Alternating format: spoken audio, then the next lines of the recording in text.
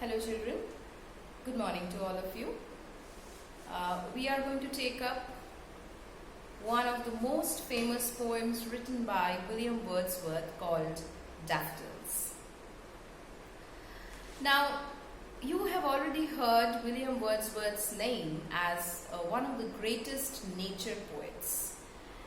Okay, as you can see in the introduction of your book itself, the introduction to the author in your book says, no study of English literature is complete without the reading of William Wordsworth, who happens to be one of the greatest romantic poets. Now, he is writing towards the end of the 18th century, 1780s, 90s, 1800s, around that time. So I'm just going to historically place him for you so that you can have an understanding why he chose nature as the most important subject of his poetry. Now,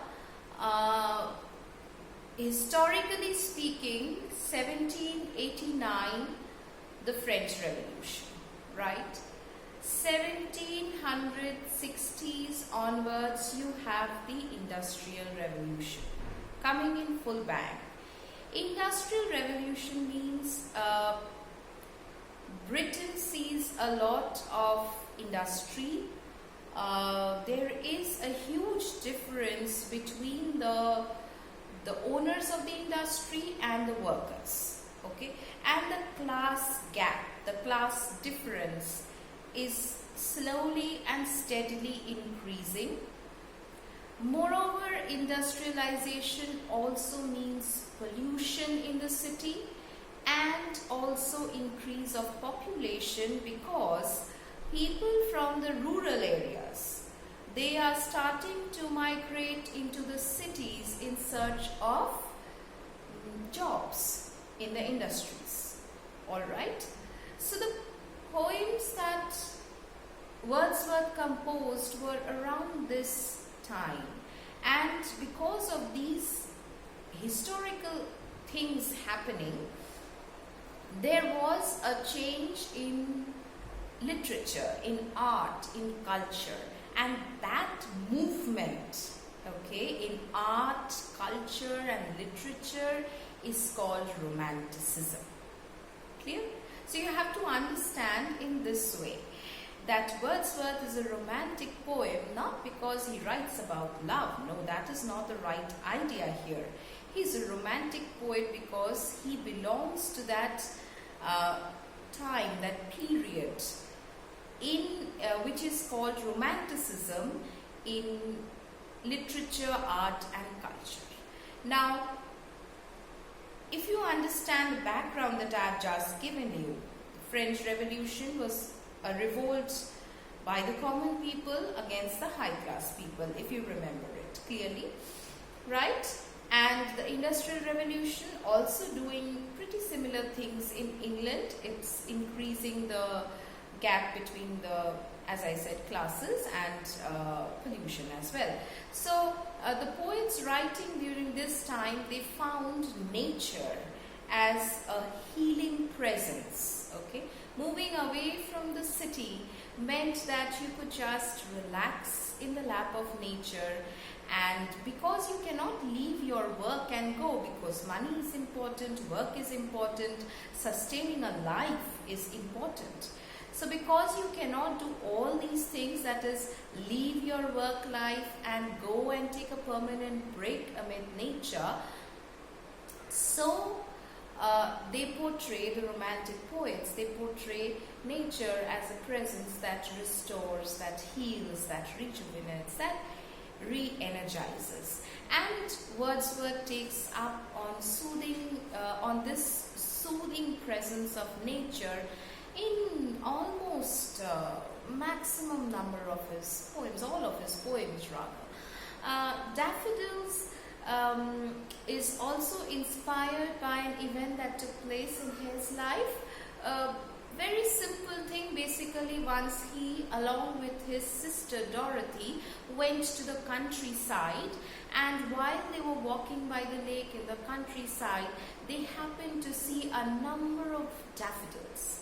Daffodils are bright yellow colored flowers, and when he went back, or after this event had passed, after the countryside visit was over, he reflected upon that, and he remembered how it had impressed him, and that is why, with that kind of a feeling, he writes the poem Daffodils, bringing to us the beautiful view of the daffodils and the wonderful healing power that nature has.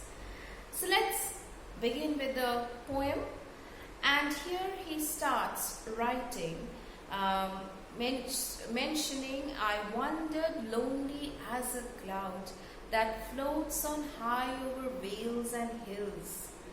Okay, so at once you can see at the beginning of the poem, the tone of the poet is a little pensive. He is lonely. He is wandering alone. Okay, lonely is the key word. Please remember that, because we will contrast it with the word solitude, that is almost similar in meaning, but I'll bring out the difference to you, and this word is used towards the end of the poem. So I wandered lonely as a cloud is he was wandering alone, feeling a little lonely and a little pensive.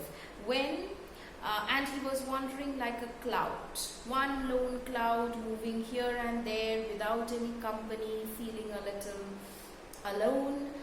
When all at once I saw a crowd, a host of golden daffodils.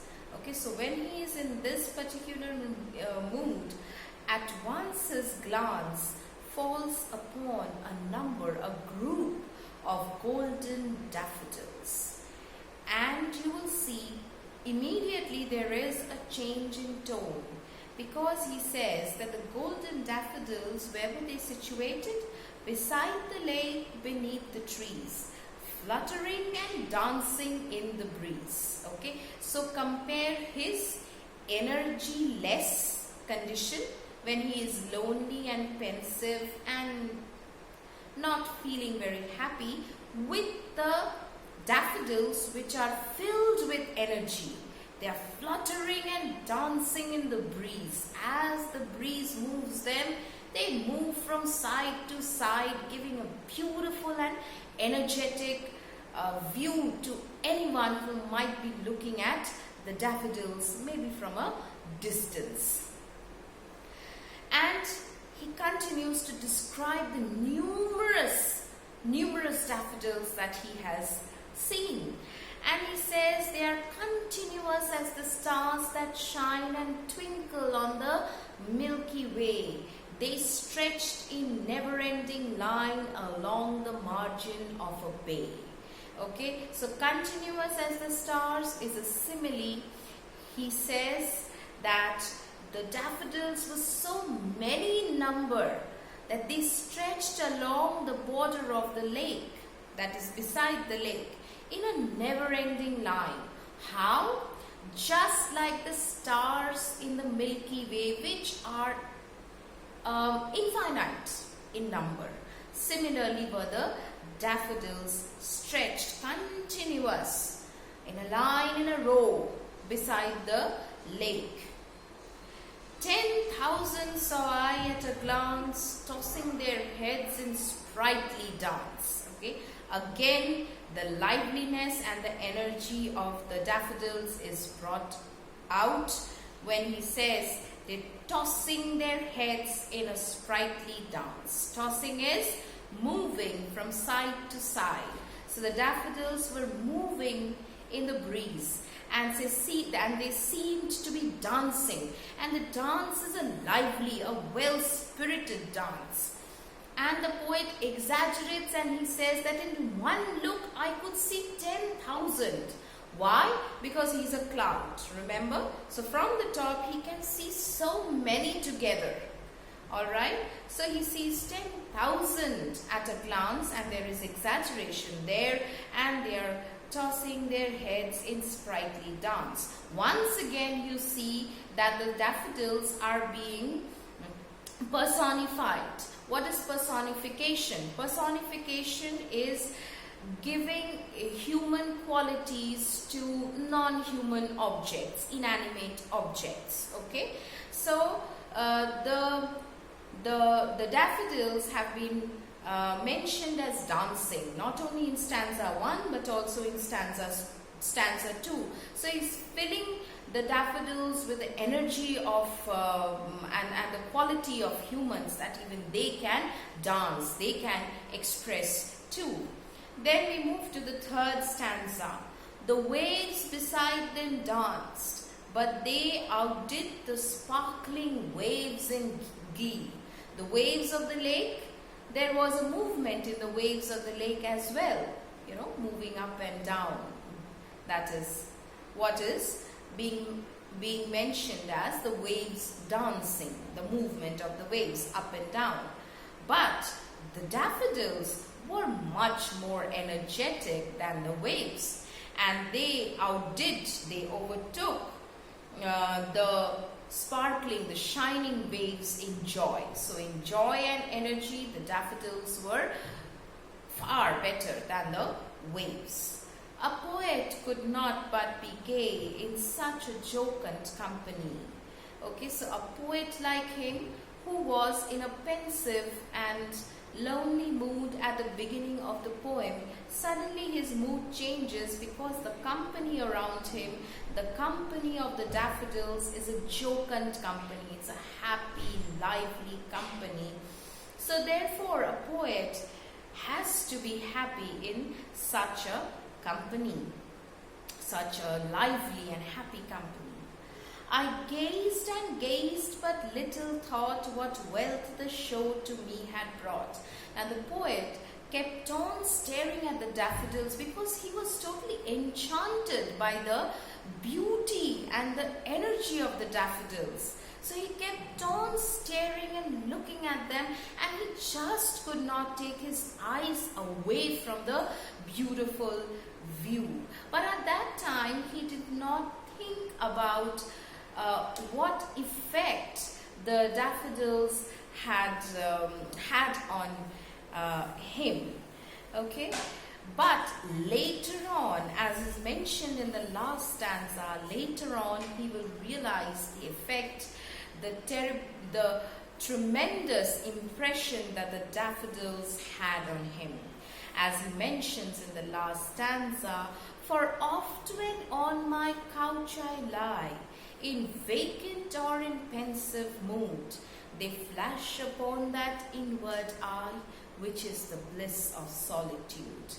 And then my heart with pleasure fills and dances with the daffodils. Okay, so as I told you, this was a visit that he had taken to a rural area or a countryside in England. And when he went back to his home, he kind of remembered this view that he had seen of the beautiful golden daffodils when he was in the countryside with his sister Dorothy. And any time that he is in a pensive, in a vacant, idle, thoughtful, pensive mood, at any time when he feels a little lonely and a little under the weather, the glimpse of the daffodils simply comes into his imagination. Alright, the inward eye is a metaphor for imagination. So whenever he is in a sad mood, in a depressed mood, and he remembers the picture of the beautiful daffodils, it changes him. It transforms him. It fills his heart with pleasure, so much so that he feels as if he is almost dancing with the daffodils he had seen long back. And anytime he feels sad and pensive, he can simply pick up on that memory, and his heart fills with pleasure. And this fills him with the bliss of solitude. As I said at the beginning of the poem, the word used is lonely, and at the end of the poem, the word used is solitude. Lonely has a negative connotation. Lonely is when you are actually feeling alone and you're feeling bad about that. But solitude is a positive loneliness, meaning you want to be alone. Solitude is aloneness, and lonely is loneliness. Okay, so when he feels lonely and sad, just like at the beginning of the poem, anytime whenever he visualizes the daffodils in his mind, his heart fills with pleasure and he feels happy to be alone. He is filled with happiness in even the moments of solitude. Okay, so this is the wealth that the daffodils, that the show of the daffodils had brought to him. Whenever he thinks about the daffodils, his heart is full of pleasure and joy and happiness. Okay, so as I had said in the beginning of the poem, the poet William Wordsworth really believes in the healing power of nature. Okay, so whenever his mood is a little down and whenever the city life becomes too busy, too hectic and still lonely because there is not much company there, and this beautiful soothing view of nature kind of lifts up his spirit. You can imagine being with nature and how it might have made you feel. For example, if you've gone to the beaches and you just stand at the beach and see the water coming in and going. If you've been to the mountains and you see the beautiful flowers and the trees and the greenery and the sheer freshness of the area which is not as polluted as the cities, you will feel happy. You feel as if you are in a completely different place, away from all the sorrow and unhappiness and worries and anxieties of the modern life. So just like his poem was picked up from this incident in his life which happened in the 18th century, alright? We are living in the 21st century, but we feel nature's healing presence even today. We feel nature's healing presence. Even today, if you people have been to various places, I have also been to various mountainous areas, and they are the best place for nature at its best, because it's unsullied by pollution and the rush of everyday life and the factories and so on and so forth. So the same thing applies to us even today, and nature can really heal. Even looking at green trees, a green field makes a lot of difference. So just like it mattered for Wordsworth, it matters in the same way even today, especially more today, because our life has become even more competitive and even more filled with anxieties and worries, and nowadays we have less number of people, so the loneliness can be hard on us. It strikes us hard, and to find the bliss of solitude would be just to take a short detour into the laps of nature, which will really refresh you and replenish you. And the title of the Daffodils is simply because he's speaking about the daffodils that he had seen when he was in the countryside. I hope you've enjoyed the poem as much as you have understood it, because it's written in a very lyrical kind of a quality. It has a lyrical quality, very rhythmic. I wandered lonely as a cloud that floats on high over vales and hills, and you can see the beautiful beats and the rhythm that goes throughout the entire poem. The rhyming scheme is very simple. The word cloud rhymes with the word crowd. Look at the first stanza, the last word of every line. You will see cloud rhymes with crowd, hills rhymes with daffodils, and trees rhymes with breeze. So if cloud is A, hills is B, then we have A, B, and trees and breeze as C, C. Okay, so the rhyming scheme of every stanza is A, B, and C, C. So that is simply it. You're just supposed to read and enjoy the poem for what it is, and go through the notes that I give you, go through the poem again, read and reread, and just enjoy. Thank you and have a nice day.